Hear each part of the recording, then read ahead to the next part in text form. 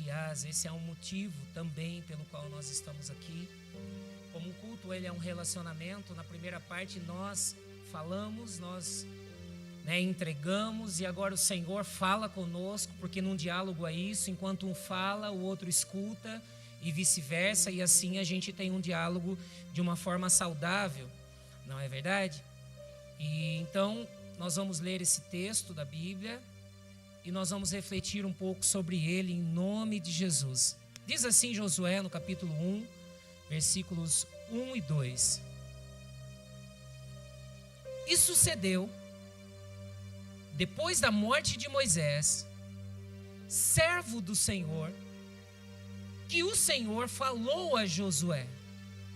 O Senhor falou a quem, queridos? A Josué, filho de Num, servo de Moisés, dizendo: Moisés, meu servo, é morto. Levanta-te, pois, agora, e passa, tu e todo este povo, a terra que eu dou aos filhos de Israel. Aleluia, nós vamos ler até aqui e depois a gente continua lendo outros textos. Pai, esta é a tua palavra que está sendo lida e entregue neste momento. Nós lemos o Logos e pedimos ao teu Espírito para que a transforme em rema. Peço ao Senhor que por misericórdia e graça possa conceder a mim esse privilégio de ser um porta-voz do Senhor. Desde já pedindo ao Senhor que o Senhor perdoe as minhas falhas e os meus erros, e que o Senhor possa me usar como esse vaso de barro para compartilhar a porção da tua palavra que nos cabe nesta manhã. E assim nós oramos por esta direção, e que a tua palavra venha de encontro aos nossos corações, em o nome de Jesus. Amém e amém, Jesus. Bom, queridos, a palavra nos diz, ela nos conta um evento em que Moisés ele está saindo, ele sai com o povo do Egito, e agora ele está parado diante do Jordão, e vem a morte do servo Moisés. É interessante porque que sonho de consumo ver Deus falando a respeito de mim e de você. Deus está falando com Moisés e dizendo, com Josué dizendo: Moisés, o meu servo. Deus está atestando e dizendo: realmente eu o entendia como servo. E quando ele fala com Josué, nós podemos perceber no entorno que o cenário é um cenário de perdas. É um cenário de uma perda muito significante, de alguém que não era uma pessoa qualquer na vida de Josué. Josué havia feito parte dos espias enviados por Moisés, já caminha com Moisés há muito tempo.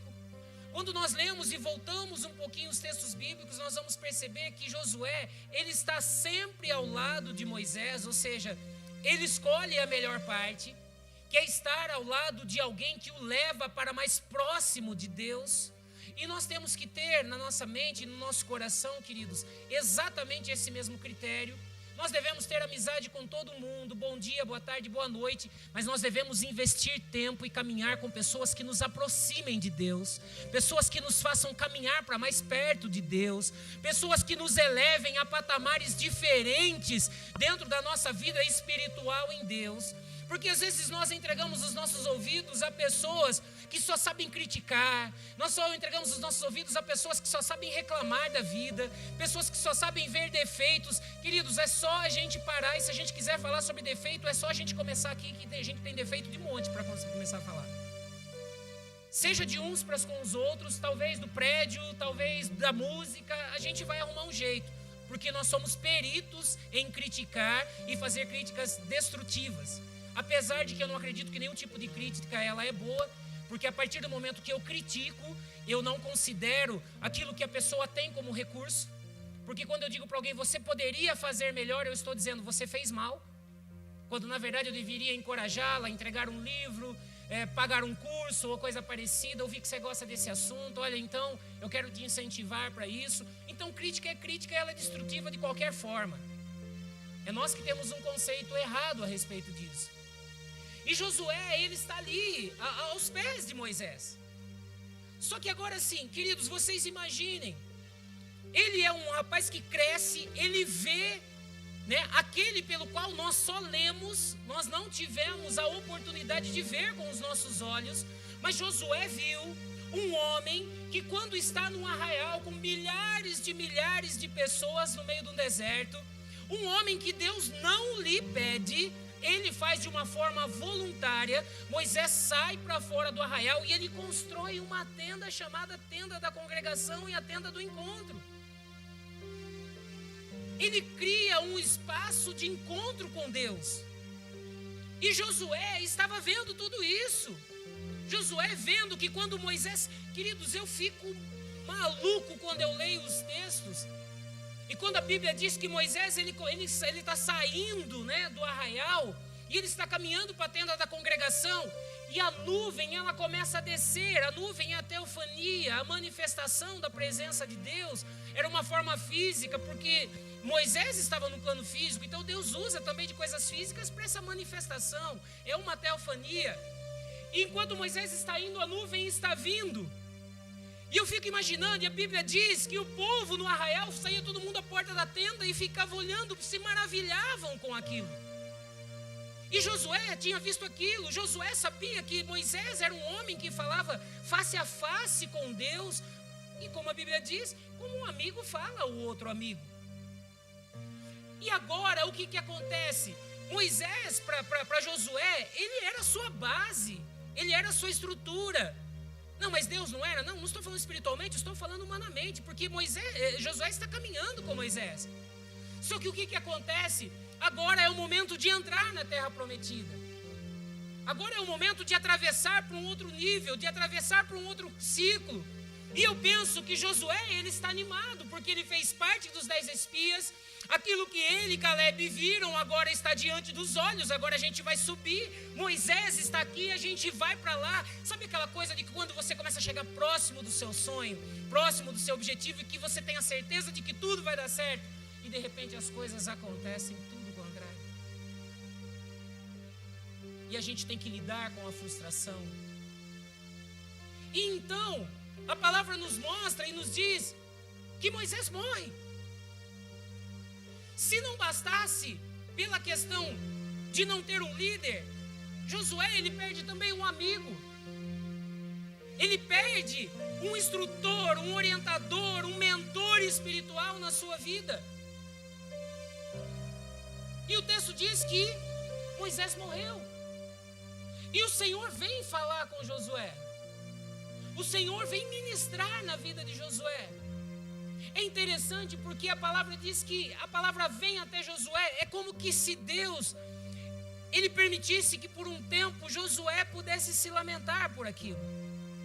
Porque Deus sabe que nós somos carne, irmãos. E Deus sabe que nós precisamos de momentos para que a gente possa respirar. Sim ou não? Então, pensando sobre isso, pensando sobre esse contexto, eu gostaria de falar com vocês dentro de um tema, dizendo assim, que de verdade, queridos, quando eu olhava para esse texto, eu pensava só uma coisa: como continuar?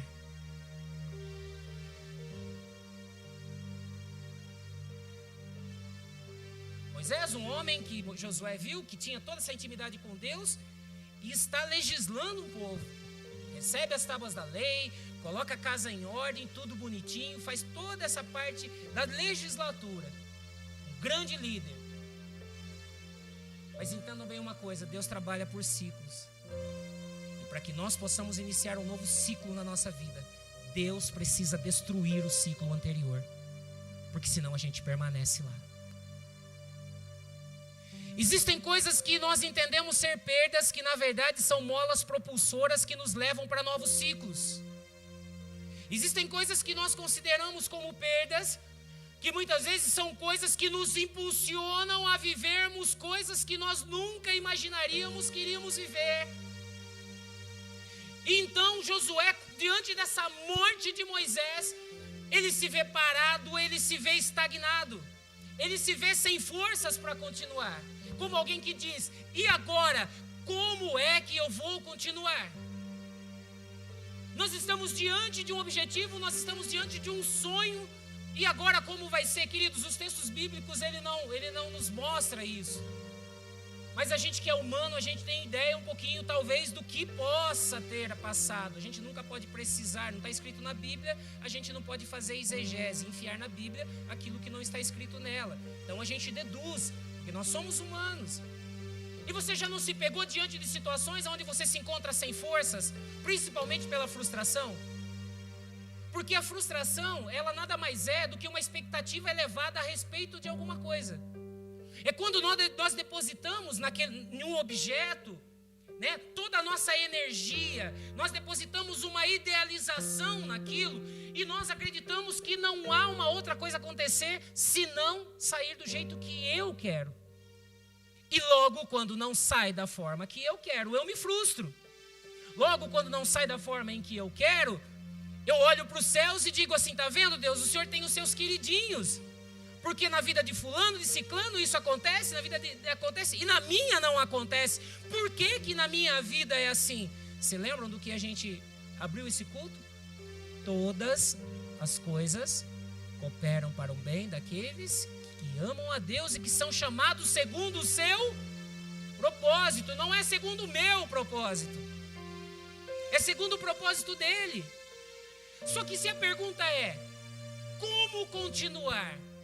A primeira coisa que eu poderia pensar com os irmãos nessa manhã é exatamente como que eu posso continuar diante de uma situação como essa? Como que eu posso continuar diante de perdas na minha vida? Como que eu consigo continuar diante de frustrações na minha vida? Como que eu posso prosseguir? A primeira coisa que nós precisamos entender é que as perdas fazem parte da nossa vida.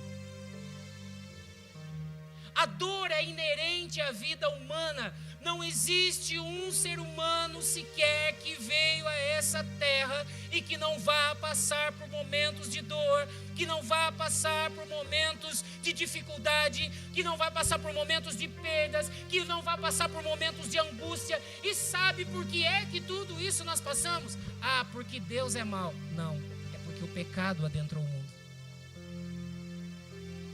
E a partir do momento que o pecado entra ao mundo pela desobediência, o que acontece? Há uma desconfiguração. Só que Deus, que é fiel, envia o seu Filho Jesus, para que fosse a ponto de que nós pudéssemos retornar a Ele. Só que olha que interessante, nós retornamos a Ele espiritualmente, mas nós estamos no plano físico. E mesmo em Deus, nós ainda nessa terra vamos passar por momentos como esse. Sim ou não?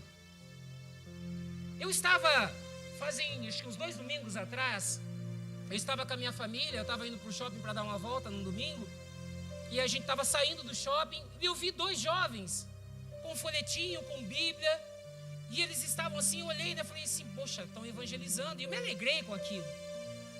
Falei, nossa, que bom, né, a juventude evangelizando, né, o pleno domingão, fazendo isso. Só que logo à minha frente havia uma pessoa que estava sentada, bem ali na curvinha ali do terminal mesmo, o cara estava sentado assim, cabeça baixa, sabe? E os meninos passaram por mim, pela minha família, e já automaticamente chegaram mais rápido do que eu naquela pessoa. Só que o espaço de tempo ele era muito curto, então assim, do jeito que eles abordaram, eu já estava vindo caminhando. E quando eu fui me achegando, eu ouvi o menino dizendo para aquele homem, olha, hoje, tal horas, a reunião tal, se você for até lá, todos os seus problemas vão acabar, você não vai sofrer mais, e é isso e aquilo. E eu falei, meu Deus, como assim?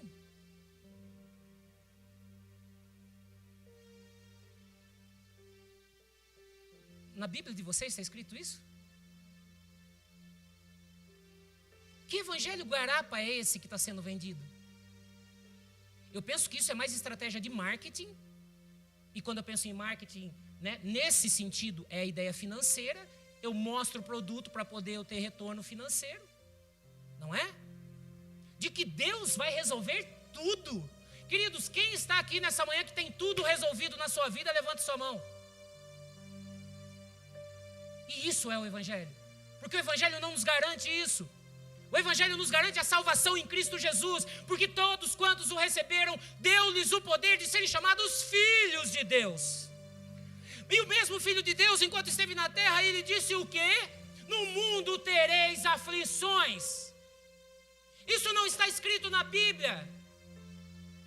Se em algum momento da minha vida está difícil, se eu não consigo caminhar, eu devo ser humilde e dizer: Deus, está difícil, eu estou querendo desistir, eu estou sem força e está tudo bem, porque pai entende filho. Agora, eu querer requisitar de Deus que a minha vida seja diferente, os meus sofrimentos sejam diferentes do outro, isso é impossível, queridos, porque se Deus tem planos, eu não tenho ideia do que é que possa acontecer na minha vida. Sim ou não? Então, quando nós olhamos para isso, eu preciso entender, a primeira coisa para mim continuar, eu preciso entender que as perdas fazem parte da vida. Não é isso que nós lemos em Josué, no capítulo 1, no verso 1, na parte A dele? E sucedeu, ou seja, e aconteceu depois da morte de Moisés.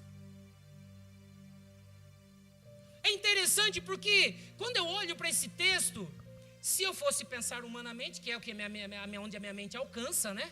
Que é olhar em algo que seja mais visual, que esteja no plano físico, que pode me aproximar da ideia. É como que se Josué estivesse encostado num canto de parede, sei lá, no fundo do quarto. Deus abre a porta, encosta ali, e ele olha assim, viu? Moisés é morto. Morto sente, Josué. Morto fala. Morto pode fazer alguma coisa? Acabou. Esse ciclo, dentro do meu plano, acabou. E está difícil. E agora? Como que vai ser então, Deus? Sei que está doendo. Sei que é complicado porque eu não os criei para a separação. E é por isso que a gente sente a dor da perda. Sejam de entes ou de coisas que a gente tem na nossa vida. Porque aquilo que a gente tem fazem parte da nossa história. É a mesma coisa de um sonho frustrado. Um sonho frustrado, quando você fala em sonho, você fala em futuro. Não é isso? E quando um sonho se frustra, é como se nós perdêssemos um pedacinho do nosso futuro lá na frente. E se a gente não trabalhar essa questão, a gente vai viver angustiado, entristecido para o resto da vida. Vivendo na nostalgia. Vivendo na nostalgia. Só que assim, Deus compreende Josué. Dá um tempo para ele, para um restabelecimento da vida dele, das suas emoções, de recobrar, né, os seus sentimentos. E Deus, como se ele dissesse assim: bom, agora já foi até onde poderia ir. Aquilo que é natural, aquilo que pode ser terapêutico para a vida de um ser humano, que é validar os seus sentimentos, que é colocar para fora mesmo, que é chorar, que vai vir em momentos de raiva, todas essas coisas, isso é tudo natural, Josué. Só que tem uma coisa, passou daqui, vai ficar crônico, vai virar doença. E aí sabe o que vai acontecer? Você vai ficar muito mal.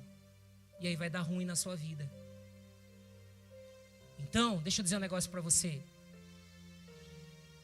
Levanta-te. Dispõe-te. Vamos sair daqui. Vamos fazer, quem sabe, né? Aqui eu estou conjecturando. Vamos fazer como eu fiz com Abraão dentro, com Abrão, né? Dentro da tenda. Sai da tenda, isso aí limita a sua visão. A sua vida está focada em algo que você perdeu.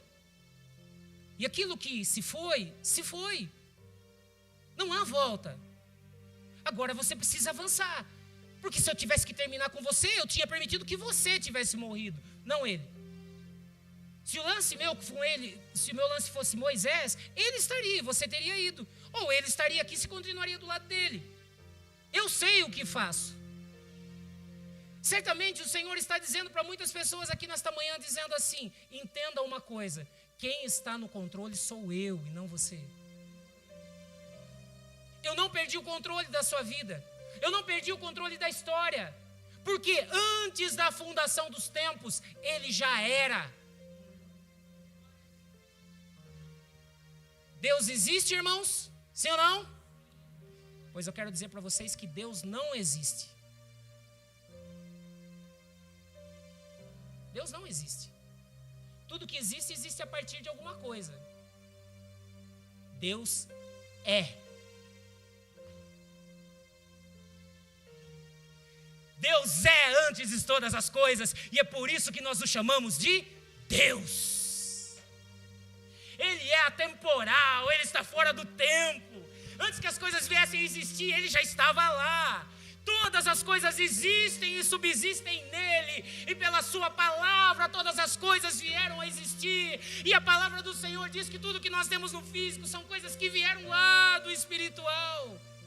Ele já é, antes que eu fosse formado no ventre da minha mãe, Salmo 139, antes que os meus ossos, ainda quando os meus ossos eram informes, todos os meus dias estavam na mão do Senhor, aleluia!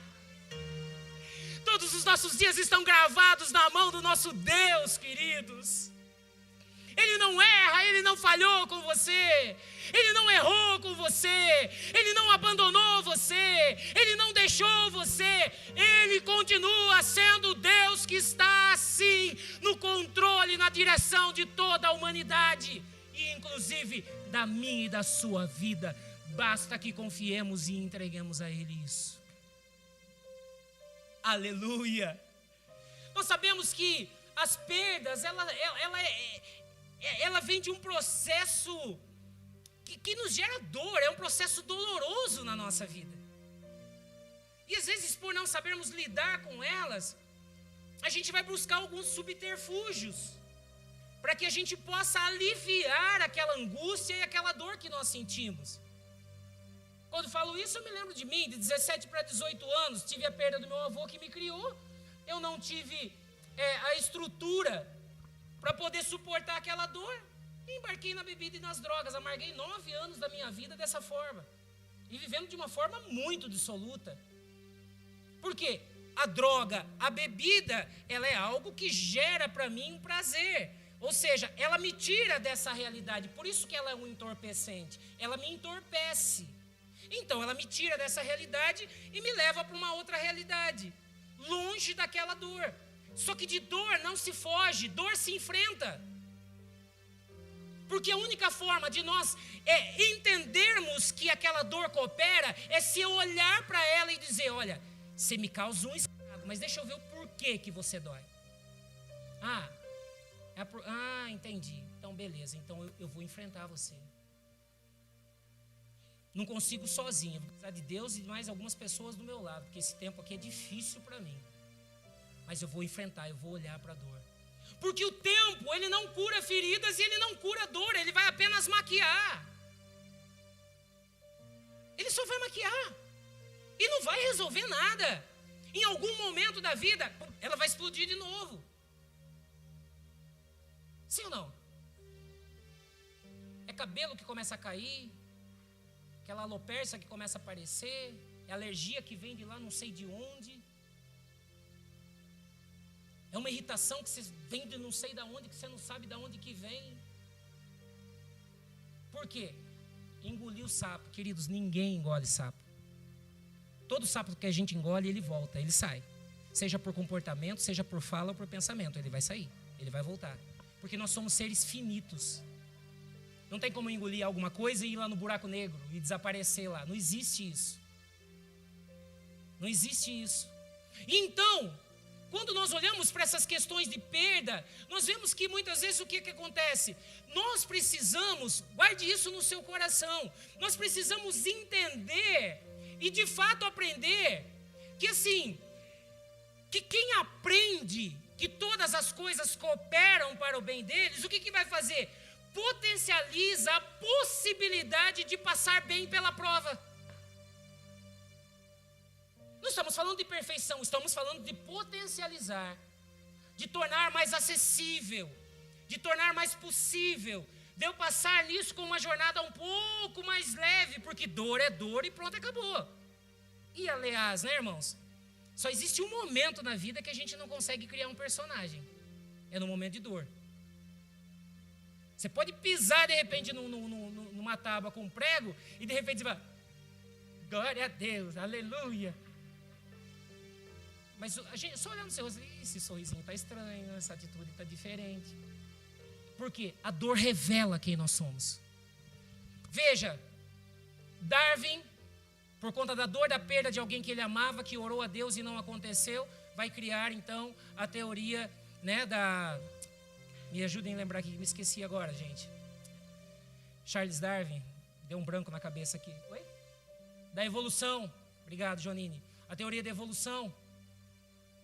A gente vê, né, tantos outros personagens que estão aí, né, que por conta de uma frustração, de algo, de um desejo não realizado, se voltaram contra Deus e disseram assim: bom, se você existisse, você não provocaria em mim dor, você não permitiria que eu sentisse. Então, se eu estou sentindo, eu fiquei orando um monte, pedindo para que as coisas não acontecessem, não aconteceu, então certamente você não está aí, você não existe.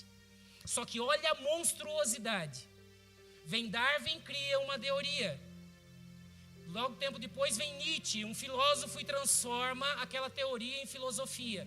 Passa-se um tempo, se transforma em política através de Hitler e dizima muitos judeus. Olha o que um falso conceito gerado, ou falsa crença gerada pela dor pode acontecer. Mães que hoje espancam os seus filhos, ou pais que espancam os seus filhos, porque reproduzem aquilo que receberam. Pessoas que têm dificuldade com uma liderança de igreja, ou de ser liderado no seu trabalho e vivem mudando de trabalho porque tiveram uma figura de autoridade em casa muito autoritária e ruim, que quando olha para aquele chefe, quando olha para aquela chefe, faz o quê? Starta lá no seu inconsciente do que aconteceu e já cria um problema e já sai de lá. Gente que procura estar em evidência a todo instante porque foi rejeitado e de alguma forma sempre procura se autopromover para que possa estar em evidência, porque estar em evidência faz com que as pessoas olhem para mim. Nós temos que tomar cuidado com a dor. Nós temos que tomar cuidado com aquilo que nós vivemos na dor, para que nós não venhamos a fazer dessa dor a lente que nós vamos enxergar o mundo. Veja que as lentes de dor, de frustração que Judas colocou sobre ele, porque o objetivo de Judas era se beneficiar através do Salvador. Não era se entregar ao Salvador. E esse nível de frustração o levou a entregar a Jesus, porque Jesus não daria a ele aquilo que ele desejava. E o fez um nome tão lindo, né, Judas, que hoje nenhum pai, nenhuma mãe coloca mais o nome disso. Quer dizer, não hoje, há muito tempo.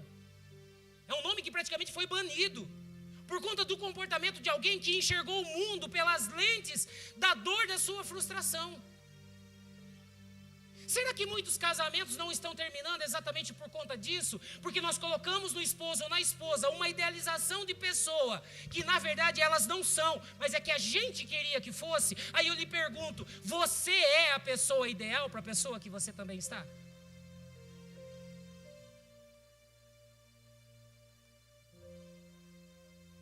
A comparação que muitas vezes nós fazemos dos filhos. Ah, porque olha, tá vendo o filho de fulana? Olha, porque a sua sobrinha, porque a minha sobrinha. Ah, porque o meu sobrinho e não sei o quê. Ah, é? Você acha que essa comparação vai ajudar onde? Isso revela ferida. Isso revela problema. Isso revela que você tem as suas lentes distorcidas. Essa não é a lente da cosmovisão, ou seja, da visão de mundo do Evangelho. Porque a Bíblia diz, pais, não irritem os seus filhos. E filhos, obedeçam aos vossos pais. Mas quando nós estamos feridos, quando nós não entendemos as perdas que nós acontecemos, nós vamos procurar um culpado. Aí eu perdi de repente um pai que eu não tive, né, no caso da mulher, aí vai projetar pai no esposo, querendo que o esposo seja o pai dela. Dá errado, dá ruim. Ah, porque no meu tempo, o meu e o seu tempo já foi, queridos, nós temos que dar graças a Deus e ter o privilégio de estarmos aqui nesse tempo. Nós estamos numa geração diferente. E quero dizer mais para vocês, o diabo não está preocupado em arrancar seu dinheiro, mas não, seu carro, sua casa, seu emprego. Ele já entendeu aonde é que ele pode pegar e o que ele está fazendo. Ele está investindo nos nossos filhos, que é o nosso maior bem que nós temos. Agora, quanto de culto no lar a gente faz? Quanto de Bíblia a gente lê dentro de casa? Quantos dos nossos filhos são impelidos e movidos, não também só porque a gente senta com eles e lê a Bíblia, mas porque eles veem a gente totalmente esmerado nas coisas de Deus e falam, meu, eu quero ser como meu pai, quero ser como a minha mãe. Então, às vezes, fica difícil caminhar diante de frustrações porque a gente não entende, a gente não busca aprender. Porque o conhecimento, queridos, quando eu passo a conhecer, o conhecimento me mostra o que eu devo fazer. E a habilidade me ensina como é que eu vou fazer. Veja que são processos. Não adianta eu vir aqui com uma varinha de condão, eu vou orar para você e vai acontecer assim, acessado. Não, nós cremos no poder da oração, mas eu entendo que é um Deus que faz aquilo que nós não podemos fazer, porque aquilo que eu e você podemos fazer, Deus não vai fazer. É a mesma coisa de gente cair endemoniado o tempo todo, toda quinta-feira no culto. Gente, para mim eu acho um absurdo isso. Ah, por quê? O que está acontecendo? Primeira coisa, caiu endemoniado? Tá, orou, libertou, que não é nem libertação, é expulsão de demônio. É diferente. Por que expulsão de demônio? Porque a mente daquela pessoa está tomada, então aquela pessoa ela não tem condições para tomar uma decisão por sim ou não de Cristo, ou de ouvir o Evangelho a ponto de compreender e tomar uma decisão. Evangelismo é isso. É quando eu trago uma mensagem do Evangelho clara sobre a salvação, e aí eu pergunto, e aí você decide pelo quê? É uma decisão racional. Então o endemoniamento dá para a pessoa o quê? O recobrar da mente. Agora a libertação. Queridos, isso é até a volta de Cristo. Filipenses 1,6, aquele que começou a boa obra vai terminar até a volta de Cristo. Agora, caiu endemoniado? Ok, tirou lá o negócio, tá, beleza, aceitou, Jesus aceitou. Vamos para a salinha. O que está acontecendo, meu irmão? O que está acontecendo, minha irmã? Algum pecado, alguma situação? Não, está tudo bem. Falei, então eu sou palhaço. Eu sou palhaço, então. Porque se um demônio está tomando o seu corpo, é porque existe brecha. Então, se não existe brecha, eu sou um palhaço. Você está brincando comigo. É carência, é isso? Você quer abraço, essas coisas? Entenda, gente, eu não estou sendo agressivo. Eu estou sendo realista. Porque o Evangelho ele é real. Veja que Jesus, ele cura muitas pessoas. É todo instante. Mas chega um dado momento, um certo lugar que ele está, Pedro vai lá, muita gente lá para ser curado. Globo, SBT, está tudo circo armado e Jesus, Pedro levanta e olha aquele negócio. Meu Deus, hoje vai ser daquele jeito. Olha, cadê Jesus? Ah, está orando. Sai e vai atrás de Jesus. Ô Jesus, o negócio é o seguinte, Rede Globo, SBT, está todo mundo lá. Até via internet os caras estão fazendo. Para curar um monte de gente, todo mundo enfermo e endemoniado. Jesus fala, vai lá e chama eles. Convém que eu vá para o outro lado, porque eu fui chamado para pregar. Jesus também entendia os tempos, ele entendia os ciclos, ele entendia os momentos, ele não veio aqui na terra só para curar, ele veio para ensinar a respeito do reino dos céus. Todos nós cristãos deveríamos ler o Sermão do Monte e entender os códigos do regimento interno do reino estão ali. Para a gente sair dessa idealização de um evangelho de que não existe a dor.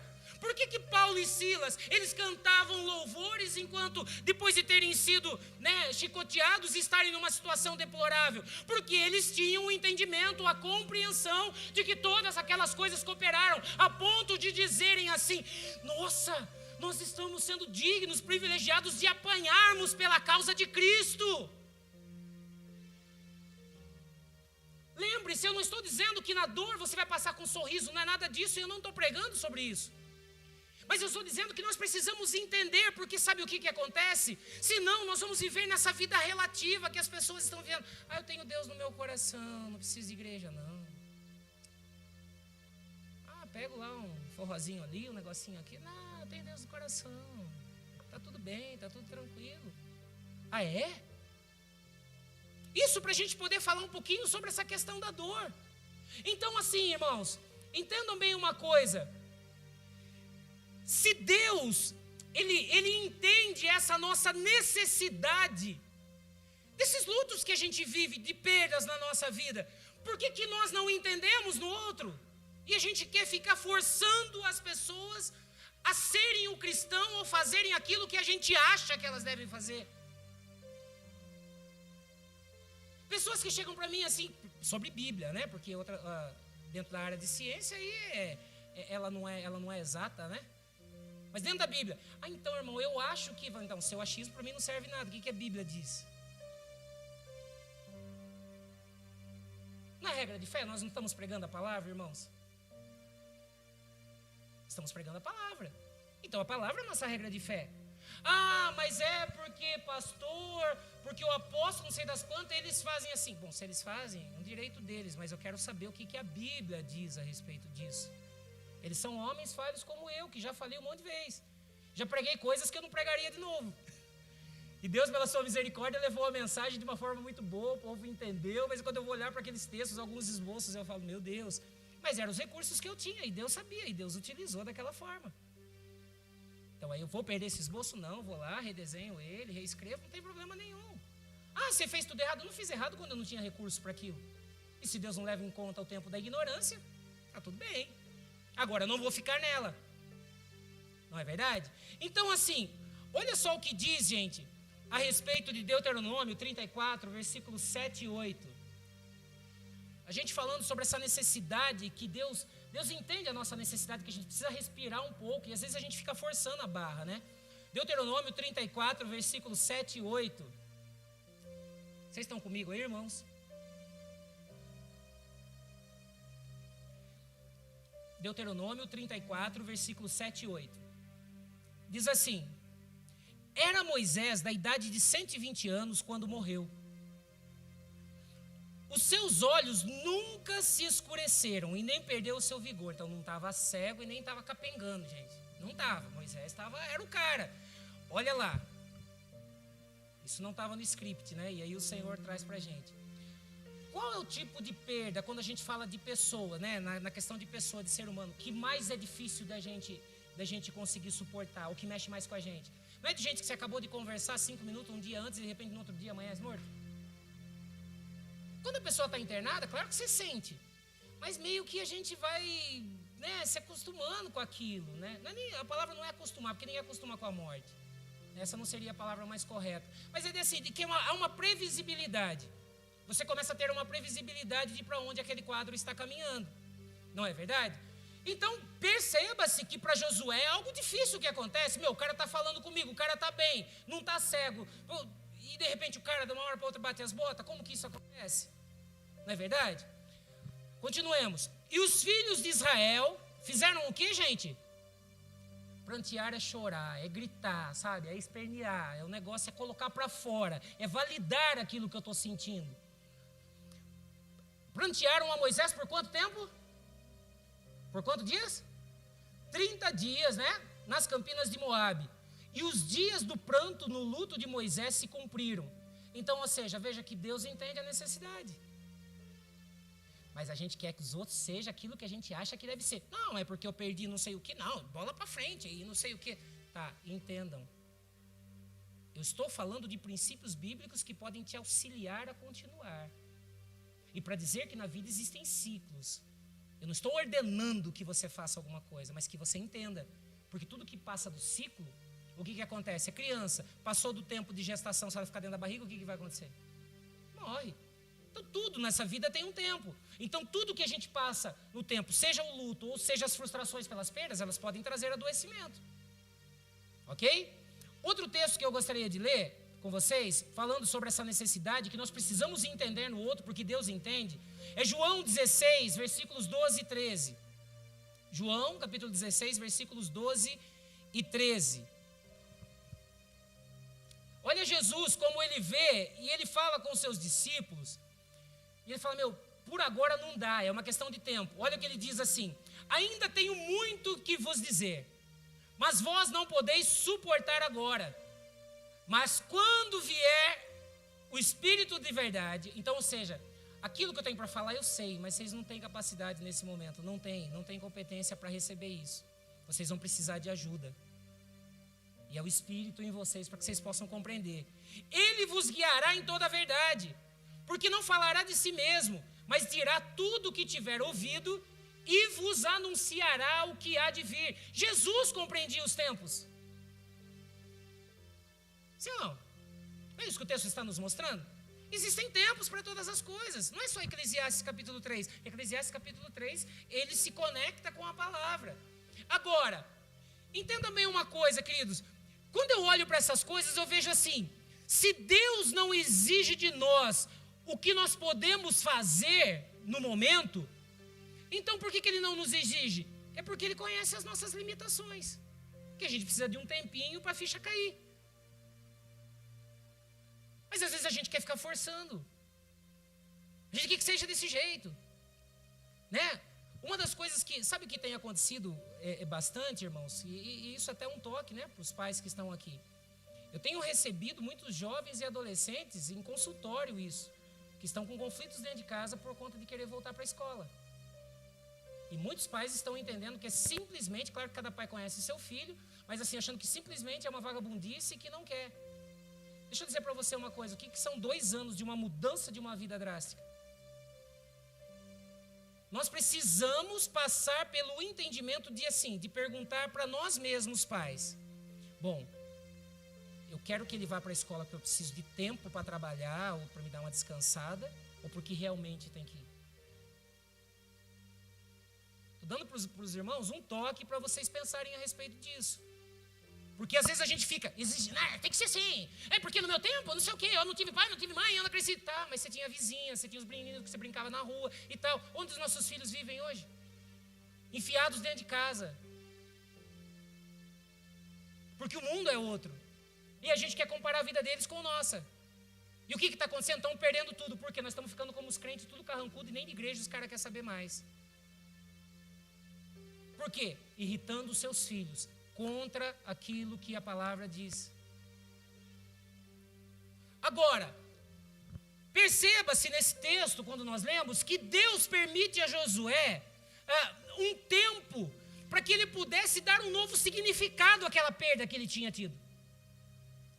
Ele permite Josué sentir tudo aquilo ali, para que ele pudesse trazer uma ressignificação naquela dor. Por quê, queridos? Isso faz toda a diferença.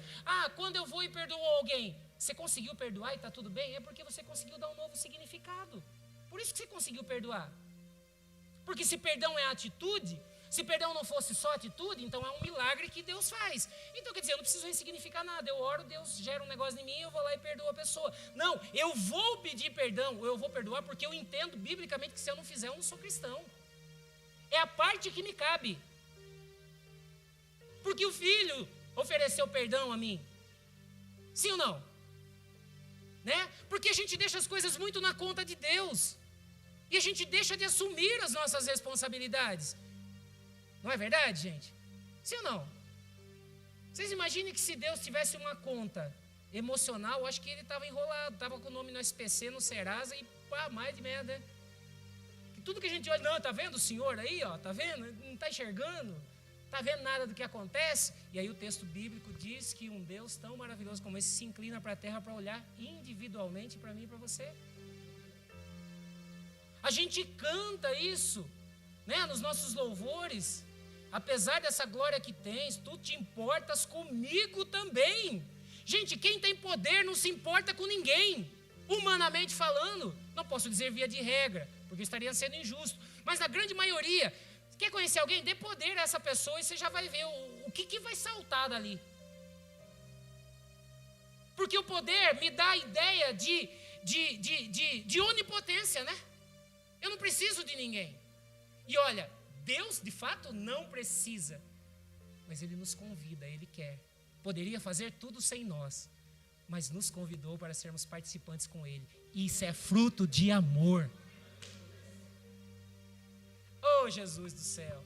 Estão prontos para ficar até 2 horas da tarde aqui hoje, irmãos? Então Deus permite a Josué ele ressignificar aquela perda dele. Para quê? Para que ele tivesse condições para dar continuidade à história do povo.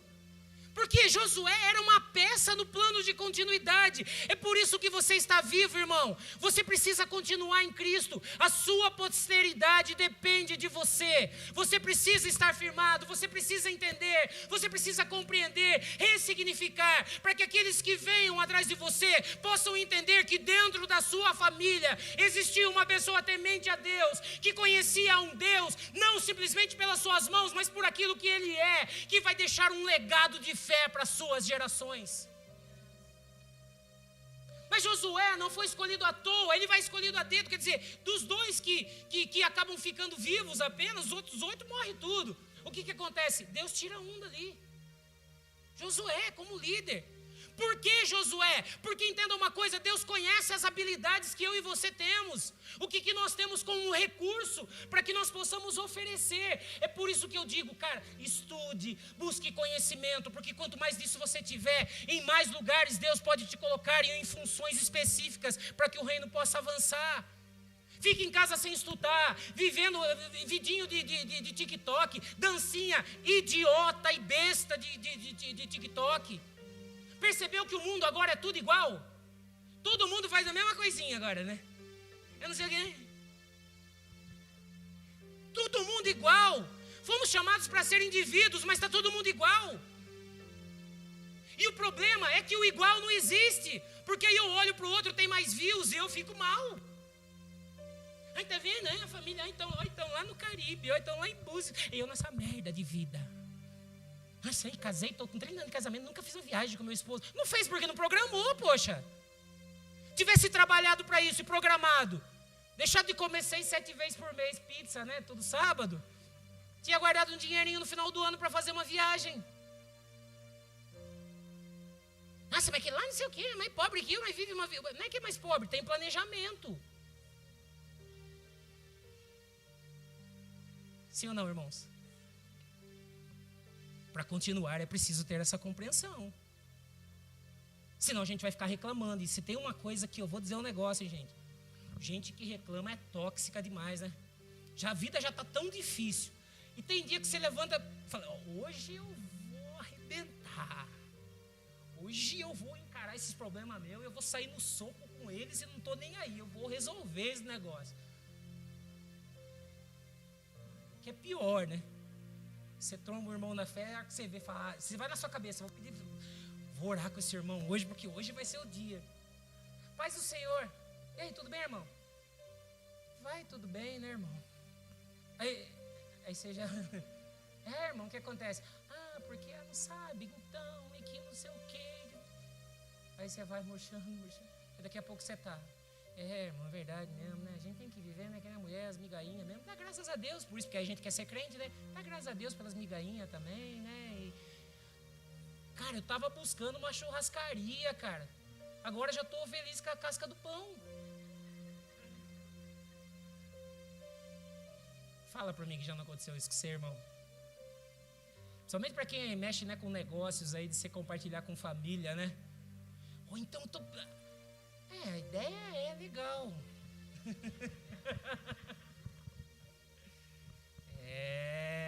Queridos. Se coloque de pé em nome de Jesus. Quem sabe num outro momento eu posso continuar com essa mensagem, a gente concluir em outros pontos, mas eu queria dar aí, pelo menos hoje, para que a gente pudesse pensar como continuar. Eu preciso entender que as perdas fazem parte do processo da minha vida.